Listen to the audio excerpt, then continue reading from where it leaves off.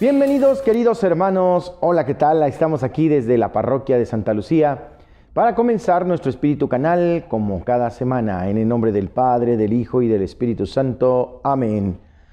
Te damos gracias, Señor, porque nos das un nuevo día de vida, hoy lunes 16 de noviembre. Queremos pedirte, Señor, que transformes nuestro camino siempre hacia ti, que nos fortalezcas en nuestros pasos, ya que constantemente pues somos tentados por el enemigo y necesitamos estar fuertes para vencer. Te pedimos por todos nuestros hermanos que tienen problemas de la vista, todos los invidentes o todos los que padecen de la misma, para que tú, Señor, nos dé la luz y por intercesión de Santa Lucía, nuestra patrona en esta comunidad, nos permitas celebrar Dios mediante el próximo sábado 21 a las 12 del día la Santa Misa por los ciegos. Pedimos al Señor por cada uno de ellos y que nos escuchen, que se acerquen a la parroquia, que estén nuevamente en el camino del Señor, que se ofrezca esta celebración con mucho esmero, pidiendo al Señor pues esa sensibilidad de corazón, porque también al ser seres humanos necesitamos cada día de ti en nuestra conversión. Ninguno de nosotros estamos exentos, Señor, a caer en el pecado. Ayúdanos a estar listos, dispuestos a vencer y a enfrentar toda tentación. Te lo pedimos a ti que vives y reinas por los siglos de los siglos, en el nombre del Padre, del Hijo y del Espíritu Santo. Amén. Yo soy el Padre Jorge Arturo Moreno y te doy la bienvenida a este tu video de Espíritu Canal como cada lunes. Gracias a Dios que estamos aquí.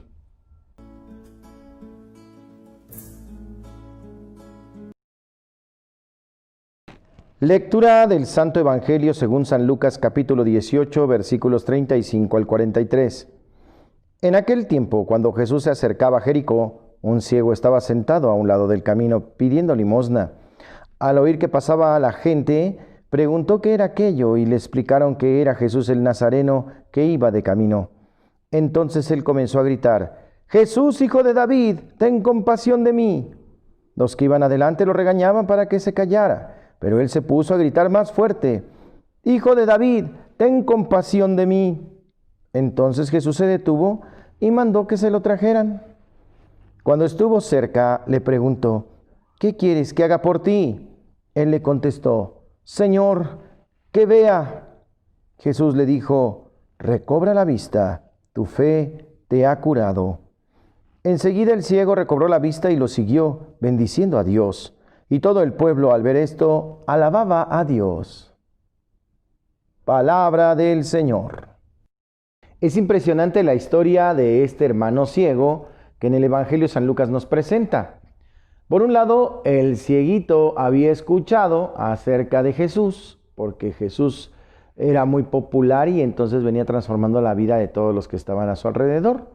Cuando este hermano escuchó que venía Jesús, empezó a gritar: «Jesús, hijo de David, ten compasión de mí». Recordemos que el hijo de David quiere decir el título cristológico por parte de ser rey, de parte de su papá San José aquí en la tierra. Y entonces es el reconocimiento de que él es el rey y que algo puede hacer por sus súbditos. El hermano ciego está gritando al Señor, suplica compasión, su presencia, su atención, y muchos que lo escuchan lo quieren callar. Pero el ciego se hizo el sordo y no quiso escuchar y no hizo caso y siguió gritando más fuerte: «Jesús, hijo de David, ten compasión de mí». Tanto insistió que el Señor lo mandó a llamar y dijo: «A ver, ¿qué quieres que haga por ti?». Oye, la pregunta parecería necia, ¿no? Ya que el hombre no puede ver, lo más importante sería: veme y transforma mi vida. Pero fíjense qué pregunta tan interesante e inteligente de parte de Jesús. Porque a veces tú y yo, querido hermano, no sabemos ni lo que queremos, no sabemos ni lo que pedimos. Aquí corresponde la gran importancia de saber pedir y de saber ponernos en las manos de Dios con honestidad. Si Él nos dice: ¿qué es lo que quieres que haga por ti? Porque a veces no queremos la sanación en realidad. Solamente queremos que nos cure un ratito, un momentito, una parte, pero no todo. Porque cuando implica todo, tendremos que renunciar a nosotros mismos, a nuestro egoísmo. Entonces aquí la invitación es aprender a dejarnos en las manos del Señor. ¿Y qué es lo que realiza? Con su gran poder toca la cabeza de este hermano, hace una oración y entonces recobra la vista, cambia su vida. Entonces el hermano empieza a dar gracias, a alabar al Señor, cambia su vida, empieza a ver. Pedimos por todos esos hermanos que no pueden ver, y no me refiero solamente a los invidentes. Algunos nacieron invidentes, otros perdieron la vista en el camino de la vida, otros tienen deficiencias en la vista, pero los peores ciegos son exactamente los que tienen ojos y no ven. Muchas veces el Señor así nos dice: el que tenga ojos, que vea, que ocupe su visión para ver. Porque nuestros hermanos invidentes parece que ven, caminan, andan en el metro, resuelven problemas, nos demuestran que las discapacidades las tenemos los que llamamos a los demás discapacitados. Y en esa cuestión el Señor nos invita a ver con claridad, a usar nuestra vista, a ver con verdad las necesidades de los hermanos, a transformar sus vidas con un verdadero compromiso. Hermanos, la invitación del Evangelio es esa, a vivir de esa manera importante en la cruz del Señor y transformando nuestra vida de manera de conversión sincera y seria, plena y verdadera en el camino del Señor. Señor, que veamos, Señor, que veamos y que veamos con claridad. Ayúdanos a saber pedirte y pedirte con verdad qué es lo que queremos y en qué debemos de comprometernos para que nuestra vida se transforme. Esto en la reflexión del Evangelio del día de hoy.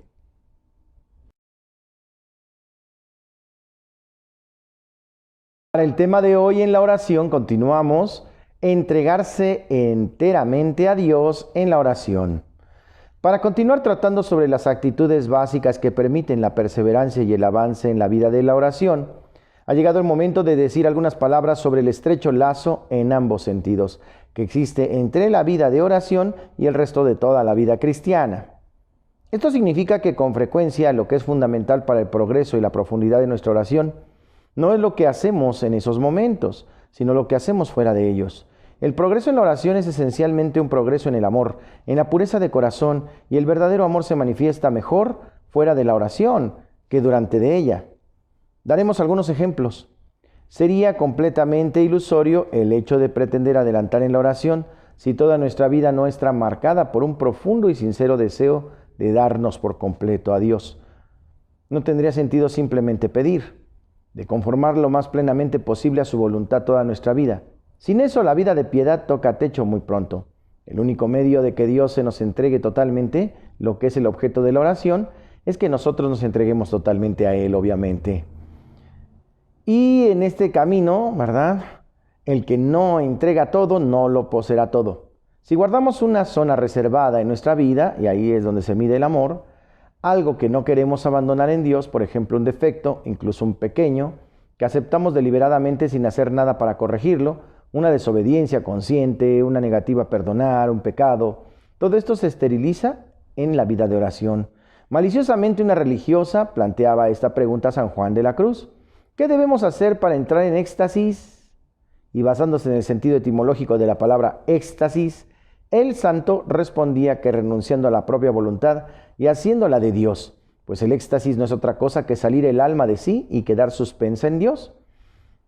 Y que eso es lo que hace quien obedece, pues sale de sí y de su voluntad propia y así, desprendiéndose, puede unirse a Dios. Para entregarse a Dios hay que desprenderse de uno mismo. Depender de Dios es el amor de naturaleza extática. Cuando es fuerte se vive más en el que en sí mismo es. ¿Cómo vivir algo de esta dimensión extática del amor en la oración? Si a lo largo del día nos buscamos solamente a nosotros mismos, solamente pensamos en nuestros adentros, en nuestros intereses, si estamos demasiado apegados a las cosas materiales, a la comodidad, al tener, al poder, a la salud, si no soportamos la menor contrariedad, ¿cómo podemos vivir en Dios si no somos capaces de olvidarnos de nosotros mismos en beneficio de los demás, nuestros hermanos? En la vida espiritual es preciso encontrar un equilibrio y no siempre es fácil. Por una parte, hemos de aceptar nuestra miseria. No esperar a ser santos para comenzar a hacer oración, por favor. Por otra, sin embargo, debemos aspirar a la perfección. Sin esta aspiración, sin ese deseo profundo y constante de santidad, incluso si sabemos muy bien que no la conseguiremos por nuestras propias fuerzas, sino que solo Dios puede conducirnos a ella, la oración será siempre algo superficial. Un ejercicio piadoso que producirá escasos frutos, pero a fin de cuentas nada más. Es propio de la naturaleza misma del amor tender a lo absoluto, es decir, a cierta locura en el don de uno mismo. También hemos de ser conscientes de que cierto estilo de vida puede favorecer extraordinariamente la oración o por el contrario dificultarla. ¿Cómo nos será posible recogernos en la presencia de Dios si durante el resto del tiempo vivimos dispersos entre mil inquietudes y preocupaciones superficiales? Si nos entregamos sin reparo a charloteos inútiles o de alguna manera vivimos curiosidades vanas, nos mantenemos en cierta reserva del corazón, de la mirada, de la mente, por la que rehuimos todo lo que nos podría distraer y alejarnos de un modo excesivo de lo esencial. Ciertamente no podemos vivir sin algunas distracciones, esto también conviene, sin unos momentos de descanso, de esparcimiento, pero lo importante es volver siempre a Dios, que es la causa de nuestra unidad de vida. Incluso en la dispersión podemos tener la presencia de Dios, pero debemos vivir en Él y vivir en todas las cosas bajo su mirada y en relación a Dios. Sepamos también que el esfuerzo de afrontar cualquier circunstancia en un clima de abandono total, de serena confianza en Dios por vivir el momento presente sin torturarnos por las preocupaciones del mañana, por tratar de hacer cada cosa tranquilamente sin preocuparnos por la siguiente, etc., contribuye extraordinariamente al crecimiento de la vida de oración. No es fácil, pero es muy ventajoso tratar de conseguirlo en la medida de lo posible. Es también muy importante aprender poco a poco a vivir continuamente bajo la mirada de Dios, en su presencia, en una especie de diálogo constante con Él, recordándolo con la mayor frecuencia posible en el medio de nuestras ocupaciones y viviendo cualquier situación en su compañía. Cuanto más nos esforcemos en hacerlo, más sencillo nos resultará hacer oración. Si no le abandonamos, le encontraremos más fácilmente en el momento de hacerla. La práctica de la oración debe tender también a la plegaria continua, no necesariamente en el sentido de una oración explícita, sino el que de una práctica constante de la presencia de Dios, vivir así bajo su mirada nos hará libres. Con demasiada frecuencia vivimos bajo la mirada de los demás por el temor a ser juzgados o por el afán de ser admirados, o bajo nuestra propia mirada de complacencia o autoacusación, pero solamente alcanzaremos la libertad interior cuando hayamos aprendido a vivir bajo la mirada amante y misericordiosa del buen Dios por quien se vive de nuestro Señor. Para ello remitimos a los muy valiosos consejos del hermano Lauren de la Resurrección, un fraile carmelita del siglo XVII, cocinero en el convento que supo vivir una profunda unión con Dios en medio de las ocupaciones más absorbentes. Aún habría mucho que decir sobre el tema de este momento, entre la oración y todos los demás aspectos del itinerario espiritual, que evidentemente no pueden disociarse. Es preciso abordar algunos de ellos, pero de momento remitimos a la mejor fuente, especialmente a aquellos a la que la Iglesia ha reconocido una gracia especial de enseñanza en este terreno. Por ejemplo, tenemos a Teresa de Jesús, Juan de la Cruz, Francisco de Sales, Teresa de Lisieux, por no citar más que algunos nombres. Todo lo dicho hasta ahora no responde todavía a esta pregunta: ¿cómo debemos hacer oración? ¿Cómo concretamente hemos de ocupar el tiempo dedicado a esta práctica? No tardaremos en dar la respuesta. Sin embargo, era indispensable empezar por este tiempo de camino e introducción, pues los comentarios expuestos, además de ayudar a superar los obstáculos, describen cierto clima espiritual indispensable y verdadero de adquirir, pues condiciona la sinceridad de nuestra oración y de su progreso. Además, una vez comprendidos los aspectos que hemos esbozado, muchos falsos problemas relativos a la pregunta ¿qué he de hacer para orar bien?, caen por su peso. Las actitudes descritas no están fundadas en la sabiduría humana, sino en el Evangelio. Son actitudes de fe, de abandono confiado en las manos de Dios, de pobreza, de corazón, de infancia espiritual. Como habría advertido el lector, esas actitudes deben ser la base no solo de la vida de oración, sino de toda nuestra existencia. Ahí se revela también el estrecho lazo que existe entre la oración y la vida en su conjunto. La oración es una escuela, un ejercicio en el que comprendemos y practicamos algunos comportamientos, profundizando en ellos, cara al mundo y a nosotros mismos, y que poco a poco se convierten en el fundamento de nuestro modo de ser y de actuar. Hermanos, la oración crea en nosotros un rasgo de nuestro ser, rasgo que conservamos después de todo lo que tenemos que vivir y lo que nos permite poco a poco acceder a la paz, a la libertad interior, al verdadero amor de Dios, acceder al prójimo en cualquier circunstancia. La oración es una escuela de amor porque todas las virtudes que se practican en ella son las que permiten el crecimiento del amor en nuestros corazones. De ahí, efectivamente, su vital importancia. Hermanos, es el tema de hoy en este video. En Santos y Conversos de esta ocasión, Santa Margarita de Escocia.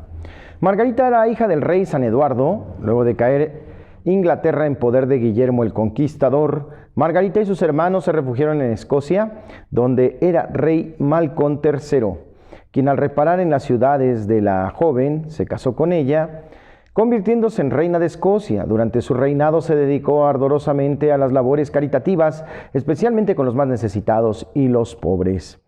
Tuvo 6 hijos y 2 hijas. Su esposo Malcolm III era cruel y rudo, pero la amabilidad de Margarita lo fue volviendo amable y caritativo, tanto que él mismo le ayudaba a servir a los pobres que llegaba a pedir alimento.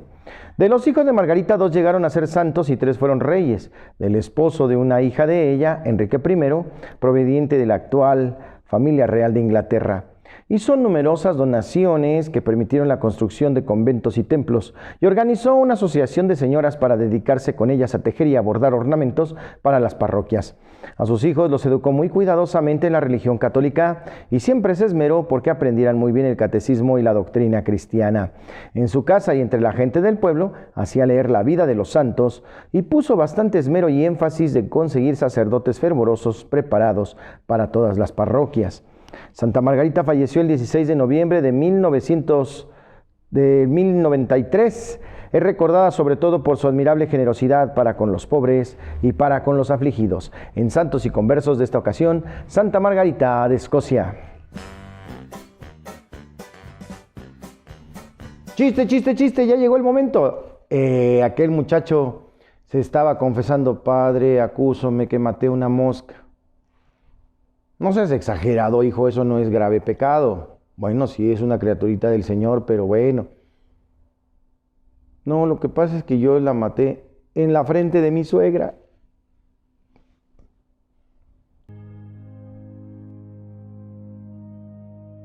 Y en las curiosidades de la Iglesia Católica continuamos con el momento de la apologética y defensa de la fe. En el tema de cielos nuevos y tierra nueva. ¿Qué quiere decir esto de cielo y tierra? Pues se refería a todo lo que podíamos ver, cielo y tierra, o sea, toda, valga la expresión, la totalidad, ¿verdad? Bueno, se refiere precisamente a la creación toda, purificada y renovada por la sangre de Cristo y de su sufrimiento.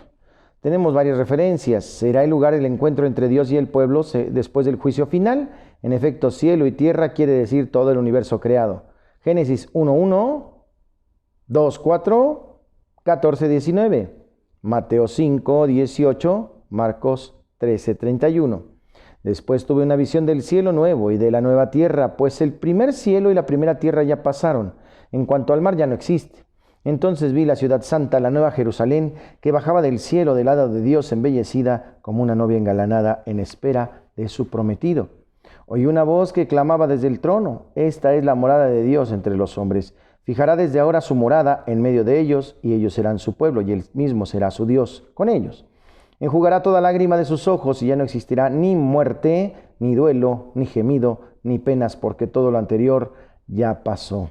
Apocalipsis 21, 1-4, ahí está. Cisma, ¿qué quiere decir la palabrita cisma? Cisma quiere decir separación, separación. Según la Biblia, ¿es bueno el cisma? No. Según la Biblia, el cisma es malo. Chequemos 1 Corintios 1, 12-13. Cada uno va proclamando: yo soy de Pablo, yo soy de Apolo, yo soy de Pedro, yo soy de Cristo. ¿Acaso Cristo está dividido? Hace la pregunta fuerte. Primeramente, según lo que oí, cuando se reúnen en asamblea hay divisiones entre ustedes. Y en parte lo creo, pues es necesario que haya grupos rivales a fin de que se vea quiénes de ustedes tienen virtudes probadas. 1 Corintios 11, 18-19. Siguiente tema: los collares, aretes, anillos y adornos. Es cierto que la Biblia prohíbe el uso de aretes, anillos, collares y cualquier otro tipo de adorno o de accesorio. No es cierto. La Biblia prohíbe solamente el uso de adornos que pueden favorecer el orgullo personal, el desprecio de los pobres. Si no miran a estos, se pueden utilizar. Génesis 41-42 y también chequen Judith 10:4. Tus mejillas se ven lindas con esos aros y tu cuello entre los collares. Cantar de los Cantares 1:10 a la amada. Pero el padre dijo a sus servidores: rápido, tráiganle la mejor ropa y póngansela, colóquenle un anillo en el dedo y zapatos en los pies. La historia del hijo pródigo en Lucas 15:22. Asimismo, que las mujeres se alegren decentemente, que se vistan con modestia y sencillez, que no se adornen con peinados rebuscados, con oro, joyas, a vestidos lujosos. 1 Timoteo 2:9. Obviamente está aquí luchando en contra de la vanidad y la soberbia, que tienen aquellos en los lujos, ¿verdad? En las excentricidades.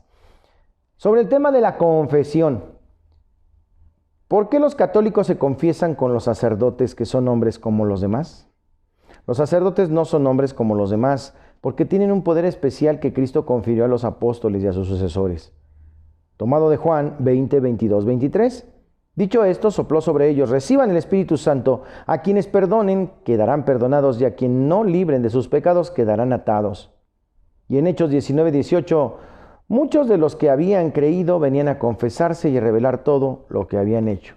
Ahí está ya desde ese momento el ejercicio de la confesión, que muchos preguntan dónde aparece. Costumbres. ¿Por qué los católicos hacen tantas cosas que no están en la Biblia? Jesús condena las tradiciones de los hombres. No es cierto que Jesús condene todas las tradiciones o costumbres de los hombres. Condena solamente las que están en contra de la palabra de Dios. Es así.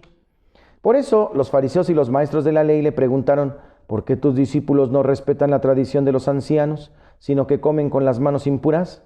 Jesús les contestó: qué bien salvan las apariencias. Con justa razón hablaba de ustedes el profeta Isaías cuando escribía: este pueblo me honra con los labios, pero su corazón está lejos de mí. El culto que me rinden de nada sirve. Sus enseñanzas no son más que mandatos de hombres. Ustedes incluso dispensan del mandamiento de Dios para mantener la tradición de los hombres. Marcos 7, 5 al 8. Por lo tanto, las procesiones, los rezos, el uso de las velas, veladoras, flores, no están prohibidos por la Biblia, puesto que no están en contra de la palabra de Dios, sino que son un medio, solamente un medio de expresar la fe. La cruz, vamos al tema de la cruz. ¿Por qué los católicos quieren tanto la cruz si fue el arma que mató a Jesús? ¿Por qué traes cargando una cruz? ¿No te han dicho algunos hermanos protestantes? Mira, la respuesta a esta pregunta es no. No fue la cruz la que mató a Jesús, sino nuestros pecados. La cruz solamente fue un instrumento para que Jesús pudiera salvarnos, la puerta que le permitió entrar en la gloria. Por toda respuesta Jesús declaró: ha llegado la hora en que el Hijo del Hombre va a entrar en su gloria. En verdad les digo, si el grano de trigo no cae en tierra y no muere, queda solo, pero si muere, da mucho fruto. Juan 12, 23 al 24. ¿Es cierto que Jesús murió en un madero y no en una cruz? No es cierto. Cuando la Biblia usa la palabra madero, solamente 4 veces utilizó la palabra madero. Quiere decir que la cruz era de madera y no que era un simple palo. Mateo 27, 37. Encima de su cabeza habían puesto un letrero que decía, porque lo habían condenado: este es Jesús, el Rey de los judíos. Si se hubiera tratado de un palo, Jesús hubiera tenido las manos juntas y la Biblia hubiera dicho que el letrero estaba puesto sobre las manos. Al decir la Biblia que estaba puesto sobre la cabeza, quiere decir que Jesús tenía las manos separadas en cruz. Por lo tanto, se encontraba sobre una cruz que era la pena capital del tiempo y no sobre un palo. ¿Por qué los católicos el Viernes Santo adoramos la Santa Cruz? El Viernes Santo los católicos no adoramos la Santa Cruz material, sino el misterio de la cruz, es decir, a Cristo que por nosotros murió en la cruz. En el rito del Viernes Santo, ¿verdad? La adoración a la cruz no es la adoración al instrumento, a la madera, al objeto por el objeto, a la imagen por la imagen. No. Es lo que representa, lo que Cristo hizo por nosotros, nuestra salvación. Si fuera solamente la cruz por la cruz, sería una sola cruz la que veneráramos o adoráramos, si está equivocado el término, ¿verdad? Adoramos lo que significó el sacrificio. Por eso en todas las parroquias, en ese momento nos postramos definitivamente, ¿verdad?, en el piso, como un reconocimiento de lo que Cristo hizo por nosotros. Adoramos su muerte y su resurrección. De eso se trata. Filipenses 3, 18 y 1 Corintios 1, 23. Culto. ¿En qué consiste el culto? El culto consiste en un conjunto de actos con que se tributan un homenaje de honor, cariño y respeto hacia una persona o cosa. ¿El culto no se debe solamente a Dios? No. Si se da a Dios, se llama culto de adoración. Si se da a otros seres creados, se llama culto de veneración. Entonces Jesús le respondió: aléjate de mí, Satanás, porque dice la Escritura, adorarás al Señor tu Dios y a Él solo servirás. Mateo 4:10, adoración solo a Dios. En adelante, pues, todos los hombres dirán que soy feliz. Lucas 1:48. Yo soy Rafael, uno de los siete ángeles que tienen la entrada a la gloria del Señor. Temblaron entonces y los dos cayeron con el rostro a tierra llenos de terror. Tobías 12:15-16. ¿Por qué el culto católico se usa con cálices, sotanas, altares, velas, veladoras, vasos sagrados, flores, procesiones, viacrucis, etcétera? Todos los cultos de cualquier religión se sirven de objetos y formas prácticas para realizarse, teniendo en cuenta los tiempos, los lugares y la mentalidad de las distintas comunidades de acuerdo con sus guías. Incluso en el pasado, muchos de los apóstoles ya usaban muchos de estos elementos que se rescatan en el tiempo y en el culto de la iglesia. Y harás a tu hermano Aarón vestiduras sagradas para darle gloria y esplendor. Éxodo 28:2. Labró igualmente de oro puro el candelabro, era de oro macizo su pie y su tallo, sus cálices y nudos y flores formaban el cuerpo con él. Éxodo 37:17. Hizo también el altar del incienso debajo de dicha moldura. Hizo 2 anillos de oro a ambos lados para meter en ellos las varas con que los transportarían. Éxodo 37:26-27. Coloca las lámparas de manera que las 7 lámparas alumbren hacia la parte delantera del candelabro. Números 8:2. Daniel, en el tema de Daniel, ¿es cierto que el libro de Daniel habla del próximo fin del mundo? ¿Es cierto esto? No es cierto, el libro de Daniel habla del fin de la ira, es decir, del fin de la persecución que padeció el pueblo de Israel bajo el rey Antíoco Epifanes. Luego dijo, mira, voy a revelarte lo que ocurrirá a fin de la ira, porque el fin está fijado. Daniel 8:19. Y damos gracias al Señor por este momento de curiosidades en la apologética de la fe. Vamos a cerrar el video con la buena onda. Vamos allá.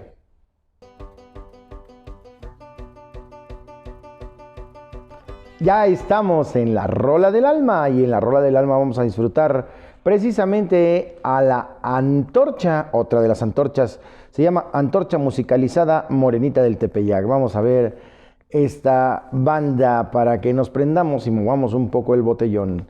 Antorcha Musicalizada Morenita del Tepeyac, venga. Y para la buena onda de hoy, un papa instituyó el calendario que se usa en casi todo el mundo. El papa Gregorio XIII anunció un nuevo calendario para reemplazar el que se usaba entonces y que ahora es de uso común en gran parte del mundo. El calendario juliano había sido instaurado en todo el Imperio Romano por Julio César en el año 46 a.C. Tenía también 12 meses y 365 días. Además, cada 4 años se consideraba un año bisiesto. Sin embargo, una pequeña inexactitud hizo que cada 4 siglos se perdieran 3 días. Actualmente el calendario juliano, que aún es usado por las iglesias ortodoxas para sus fiestas religiosas, está 13 días atrás con respecto al gregoriano.